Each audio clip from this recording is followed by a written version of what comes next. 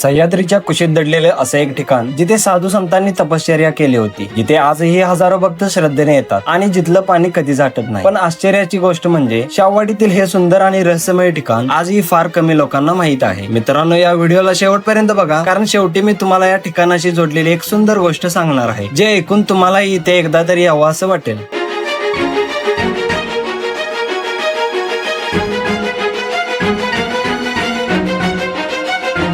प्रत्येक साधू संतांना हवी असते शांतता, अशी शांतता जिथे ध्यानस्थ होऊन तपश्चर्या करू शकतील। आणि शाहवाडी तालुक्यात असंच एक अद्भुत ठिकाण आहे, ज्याला जांभळवाडा म्हणतात। असं एक स्थान जिथे जांब ऋषींनी तपश्चर्या केली होती, अशी आख्यायिका सांगितली जाते। पण दुर्दैवाने इतिहास, अध्यात्म आणि निसर्ग यांचा संगम असलेले हे ठिकाण अजूनही लोकांच्या नजरेपासून दूर आहे। बांबोडेपासून अवघ्या 10 किलोमीटर अंतरावर खोतवाडी गाव आहे। सह्याद्रीने या गावावर भरभरून प्रेम दिलं आहे, कारण या भूमीला छत्रपती शिवरायांच्या चरणांचा स्पर्श लाभलेला आहे। त्यातच या गावाभोवती पसरले आहेत सुंदर पटरांच्या रांगा। पण या पटरांच्या मध्यभागी दडले एक रहस्यमय जंगल, आणि या जंगलाचा पूर्ण व्हिडिओ आपल्या युट्यूब चॅनल वरती अपलोडेड आहे, आणि तुम्ही यावर क्लिक करून बघू शकता। तसेच या गावाला लाभला आहे हा भला मोठा तलाव। पावसाळ्यात तर या तलावाचं सौंदर्य आणखी खुलून दिसतं। आणि या तलावापासून थोड्याच अंतरावर आहे एक धार्मिक स्थळ, ज्याला आम्ही जांभळवाडा म्हणतो। शाहवाडी तालुक्यातील असं एक लोकेशन जे आतापर्यंत बऱ्याच लोकांना माहित नाही। या सिरीज मध्ये आपण आज आलेलो आहे श्री क्षेत्र जांभळवाडा खोतवाडी या ठिकाणी। तर नमस्कार मंडळी, मी वैभव आणि मी सूरज।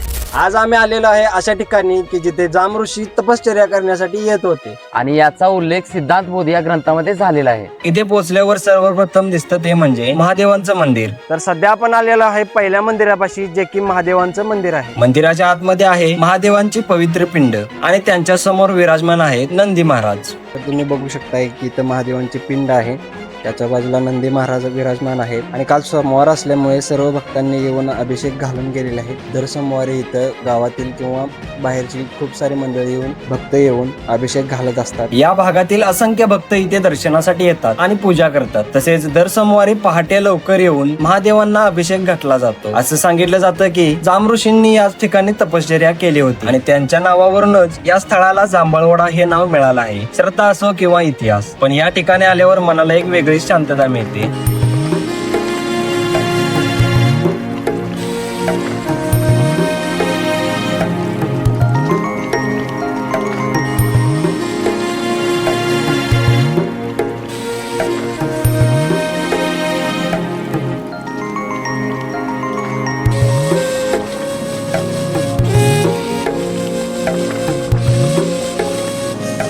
मी आता सध्या काहीच बोलत नाही, तुम्ही फक्त इथला आवाज आणि इथलं वातावरण कसं वाटतं हे बघा।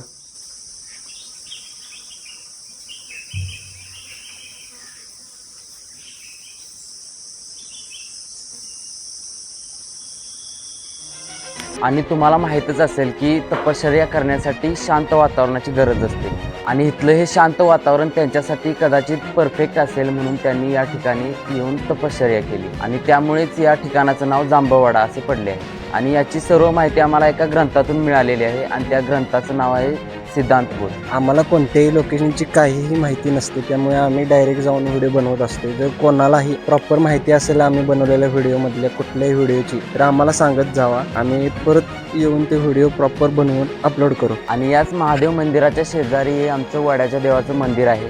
हे खूप घनदाट जंगलामध्ये आहे, तर तुम्हाला ते आम्ही दाखवतो। याच्याच पुढे आहे खोतवाडी गावचं दुसरं ग्रामदैवत, ज्यांना आम्ही वड्याचे देव म्हणतो। हे मंदिर दाट जंगलामध्ये वसलेलं आहे। विशेष म्हणजे हे मंदिर एका प्राचीन झाडाच्या मुळांजवळ आहे। निसर्ग आणि श्रद्धेचा असा सुंदर संगम कदाचित फारच कमी ठिकाणी पाहायला मिळतो। आमच्या खोतवाडी गावाला याच ठिकाणावरून पाणी पुरवठा होतो। तर आमच्या खोतवाडी गावाला या जंगलामधूनच एक पाण्याच्या टाकीमधूनच पाणी येते संपूर्ण, आणि ते पिण्यास योग्य पाणी आहे। टाकी वगैरे माणसांनी इथे बांधलेली आहे, आणि याची लांबी 3 किलोमीटर आहे, जे की पाईपलाईन प्रॉपर खणून आणि ते बसवून गावापर्यंत पाणी पोहोचवलेलं आहे। तर तुम्ही इथलं आता वातावरण बघा फक्त, आणि हे पाणी बघून घ्या। आणि याचं सर्वात मोठं कारण म्हणजे इथल्या वनरक्षकांनी या जंगलाचं केलेलं संरक्षण. नाहीतर माणसांनी जिथे पाऊल ठेवलं तिथे कचरा करूनच निसर्गाचं नुकसान केलं. शहरामध्ये थोडंसं गढूळ पाणी प्यायलं तरी माणसं आजारी पडतात, पण इथलं हे नैसर्गिक पाणी आजपर्यंत अनेक पिढ्या पित आले आहेत. हे पाणी एकदम थंड आहे आणि विशेष म्हणजे कधीही न संपणारे आहे. 12 महिने 24 तास हे पाणी अखंड वाहत असतं. आजही या पाण्याचा वापर आमच्या गावात केला जातो. तर गावकरी या झाडाला खूप मानतात, कारण की या झाडाची खासियत अशी आहे की ह्या पाण्याची खोली फक्त 2 फूट असेल, पण याच्या झाडाच्या मुळांपासून म्हणजे मुळातून पाण्याचा पाझर फुटलाय आणि कधीही न आटणारा हा जिवंत झरा आहे. आणि या झाडाची रुंदी व उंची सुद्धा बघू शकताय. बघा, पूर्णपणे या पाण्याच्या त्या काठापासून ते यापर्यंत पूर्णपणे हे झाडाचा एरियाच आहे. आणि याचं देवस्थान सुद्धा या झाडाच्या मुळांपाशीच वसलेलं आहे. तर मित्रांनो, ह्या टाकीमधूनच आमच्या संपूर्ण गावाला पाणी पुरवठा होतोय. इथून 2 किलोमीटरपर्यंत पाईपलाईन जमिनीतून अंतरलेली आहे आणि त्याच पाईपलाईनमधून कंटिन्यू 24 तास आणि 12 महिने पाणी असते, जे की कधीच पाणी हे आटत नाही.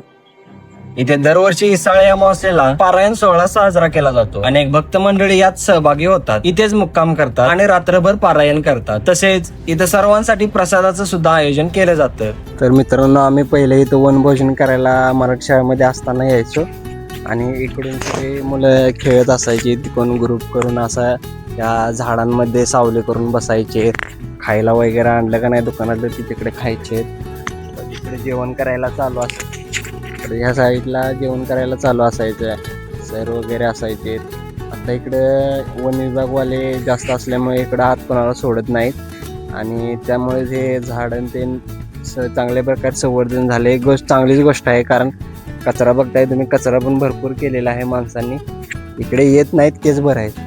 आणि आमचं आता वनभोजन इकडे बहुतेक होत नाही. आणि वनभोजनला गॅस वगैरे तसलं काय नसायचं बरं का. वनभोजनला गॅस वगैरे नसायचा. एकदा सकाळी आलं नाही तर की सगळी मुलंच या जंगलात जायची आणि लाकडं गोळा करून आणायची आणि चुलीवरतीच पूर्ण वनभोजनचं जेवण व्हायचं. त्यामुळे भारी वाटायचं ते दिवस.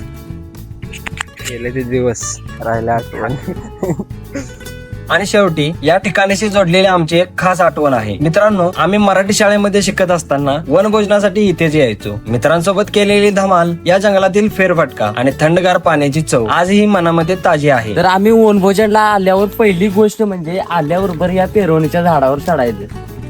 खरंच या पेरवणीमुळे आम्हाला की वनभोजन आठवतं. कारण की या पेरवणीवर लहानच पेरू असतात पण एकदम गोड. सगळीजण आलं की पहिली याच्यावर चढायचे, पेरू काढायचे. खूप भारी वाटायचं. पण आता या पेरवणी चढण्यासाठी ती लहान मुले पण राहिली नाहीत आणि पेरवणीला पेरू पण राहिले नाहीत आणि पहिल्यासारखं वनभोजन पण राहिलं आणि पहिल्यासारखं वनभोजन पण राहिलेलं नाही. सगळं बदलत गेलंय. सगळीजण आता जबाबदारीच्या ओझ्याखाली आहेत. प्रत्येकजण आपापल्या कामातच व्यस्त आहे. आणि आजकालच्या मुलांना तर त्या वनभोजनमध्ये त्या मोबाईलमुळे वनभोजनमध्ये इंटरेस्ट राहिलेला पण नाही. आमच्या वेळी जास्त मोबाईलचा यूज नसायचा, त्यामुळे सकाळी उठलो की शाळेतील सर्व भांडी घेऊन इकडे यायचो सरांच्या सोबत. दिवसभर दंगा मस्ती चालूच. या ह्याच्यामध्ये आम्ही बॅटबॉल खेळायचो, कोण फुटबॉल खेळायचा. या पूर्ण झाडांच्या मध्ये सावलीमध्ये सर्वजण बसायचे, खायला आणलेलं खायचे. खूप आठवणी आहेत या जागेपाशी लहानपणीच्या शाळेतल्या. त्यामुळे अजूनही त्या इकडं आले की जागा होतात आठवणी. मस्त आहे जागा, तुम्ही पण येऊन जावा कधी तर. पण इकडे गाडी घालण्याचा काय प्रयत्न करू नका, वन विभागवाले असतात. आणि आलं की स्वच्छता तेवढी ठेवा. काय वाटलं मनात आलं सार्वजनिक कामं करण्याचं तर इथं आल्यानंतर साफसफाई पण तुम्ही करू शकताय. आम्ही पण करत असतोय, पण आम्हाला आता सध्या वेळ नाही. एक दिवस नक्की येऊन इथली साफसफाई करू. आमचं गावचं दुसरं ग्रामदैवत भैरवनाथ मंदिर, तिथलं पण आम्हाला साफसफाई करायची आहे. लवकरच त्याचे व्हिडिओ बनवून टाकू प्रॉपर. आता तुम्हाला आम्ही दाखवतो आमच्या इथला मेन तलाव. आणि वनभोजनचा आजकालचा विषय सांगतो. कसं आहे, आजकालच्या पोरासना हॉटेल रेस्टॉरंट यामध्ये खायला आवडतं. पण वनभोजनचं जेवणाचा विषयच वेगळा. ताटीभर भात घ्यायचा, ते कसलं वरण्याचं वरण्याचं दाण. वरणा म्हणजे मित्रांनो पावटा. पावट्याची भाजी असायची. प्रत्येक जण जायचा संध्याकाळचा किंवा आदल्या दिवशी जाऊन बांधाला वरणा जो लागतो, पावटा जो लागतो तो काढून आणायचा. प्रत्येकाकडे एक माप असायचं, एवढा एवढा वाटका आपला चहा घेतो तो वाटका भरून प्रत्येक गोष्ट असायची, एक माप ठरलेलं असायचं. ते सगळेजण घेऊन यायचे पिशवीत बांधून. चटणी मीठ वगैरे सगळं आणायचं. सर जेवण करायचे तर. आणि म्हणजे जे मटणाला चव नाही ते त्या भाजीला चव होती त्यावेळी. म्हणजे एक नंबर जेवण आणि टॉपचा विषय, काय बोलायलाच नको त्याबद्दल. पण आता नाही, ते दिवस गेले. ते दिवस पण गेले. आमच्या वेळेस सर असायचे, एक माडगूस सर म्हणून असायचे, सोनटक्के सर, असे 2-3 सर असायचे. ते असायचे आमच्यातून मिळून मिसळून. त्यावेळी एक एराच होता, तो गोल्डन एरा म्हणतात, तो असायचा त्यावेळी. आणि वनभोजनचं राहिलेलं जेवण असं वायफळ नाही, डब्बं किटल्या भरून घरातल्यांना पण माहित होतं या जेवणाची चव काय आहे. ते इकडे आली की दातवान फळे, पेरू, भरपूर अशा गोष्टी आहेत ज्या की रानमेवा आपण म्हणतो, त्या इकडे खायला भेटायचं. त्यामध्ये दातवन फळ एक असायचं, तोरण एक असायचं, पेरू एक असायचं. आंब्याचं झाड मला वाटतं बहुतेक नसेल तिकडे, पण असायचं थोडंफार खायला रानमेवा. अरे काय गौरेड्याचं पाहिजे बघा ना, तर दिसतात का नाही गौरेड्याचं. हा आहे आमच्या गावचा तलाव, जो की आता मे महिन्यामुळे पाणी इकडं आटलेलं आहे. पण एक मध्ये थोडासा झरा आहे, की आता अजून थोडंफार पाणी शिल्लक आहे. आता पाऊस पडल्यानंतर तुम्हाला गणपतीच्या टायमाला दाखवतो की हा तलाव कसा भरतोय, एकदम प्रॉपर दाखवतो व्हिडिओ करून. कारण आमचं गणपतीचं विसर्जन आणि ते सगळे ह्याच तलावात होते. त्यावेळी एक ब्लॉग प्रॉपर येईल, त्यात तुम्ही हा तलाव बघून घ्या कसा भरलाय. आता या तलावात काय पाणी नाही शिल्लक. प्रत्येक वेळी आटतो हा तलाव, पण जेव्हा पाऊस पडतो त्यावेळी हा पूर्ण भरलेला असतो. हा जो रोड आहे खाली येण्यासाठी हा पण बंद होतो.